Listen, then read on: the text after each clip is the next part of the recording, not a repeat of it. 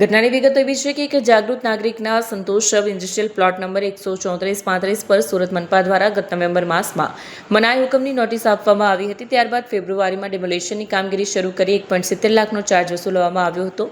જો કે બાકીનું બાંધકામ ન તોડવા માટે આરોપીઓએ ફરિયાદી પાસે 21 લાખની માંગ કરી, જે રકઝકના અંતે 15 લાખ નક્કી કરવામાં આવી। આ ગુનામાં મુખ્ય આરોપી તરીકે વિપુલ શશિકાંત ગણેશવાલાનું નામ સામે આવ્યું છે। તેઓ સુરત મહાનગરપાલિકાના લીંબાયત ઝોનમાં કાર્યપાલક ઇજનેર તરીકે ફરજ બજાવે છે। એક જવાબદાર રાજ્ય સેવક તરીકેના ઉચ્ચ હોદ્દા પર હોવા છતાં તેમણે પોતાના પદનો દુરુપયોગ કરી ખાનગી વ્યક્તિ મારફતે લાંચનો વહીવટ ગોઠવ્યો હોવાનો આક્ષેપ છે। આ લાંચ કેસમાં વચેટિયાની ભૂમિકા ભજવનાર આરોપી મોહમ્મદ ઇસ્માઇલ ઉર્ફે પરવાના જમીલ ખાન પઠાણ છે। તેઓ નિષ્પક્ષ ગુજરાત પત્રિકા દૈનિક અખબારના કથિત પત્રકાર તરીકે ઓળખાય છે। આરોપ મુજબ પરવાના પઠાણ ઇજનેર વિપુલ ગણેશવાલાના ખાસ માણસ તરીકે કામ કરતો હતો। સામાન્ય રીતે લોકોની સમસ્યાઓ વાચા આપતી પત્રકારની ઓફિસ આ કિસ્સામાં લાંચ સ્વીકારવાનું સ્થળ બની। આંજણા ઇન્ડસ્ટ્રીઝ રઘુકુળ માર્કેટ પાસે આવેલી નિષ્પક્ષ ગુજરાત પત્રિકાની ઓફિસમાં લાંચ લેવાનું નક્કી થયું। 19 ફેબ્રુઆરીના રોજ આ સ્થળે પ્રથમ હપ્તા તરીકે 4 લાખ આપવાનું આયોજન હતું, જ્યાં એસીબીની ટીમે છટકું ગોઠવ્યું હતું। ફરિયાદી જ્યારે 4 લાખની રોકડ લઈને પત્રકાર પરવાના પઠાણની ઓફિસે પહોંચ્યા ત્યારે એસીબીના જવાનો આસપાસ ગોઠવાયેલા હતા।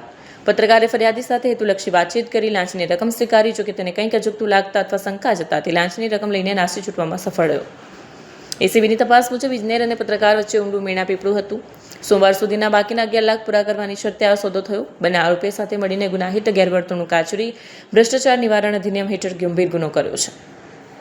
હાલમાં એસીબી દ્વારા બંને આરોપીઓ વિરુદ્ધ ગુનો દાખલ કરવામાં આવ્યો છે। પલાયન થઈ ગયેલા પત્રકાર અને ફરાર ઇજનેરને ઝડપી પાડવા માટે અલગ અલગ ટીમો બનાવાઈ છે। આ ઘટનાએ સુરત મહાનગરપાલિકાના વહીવટી તંત્રમાં ફફડાટ फैलावी દીધો છે।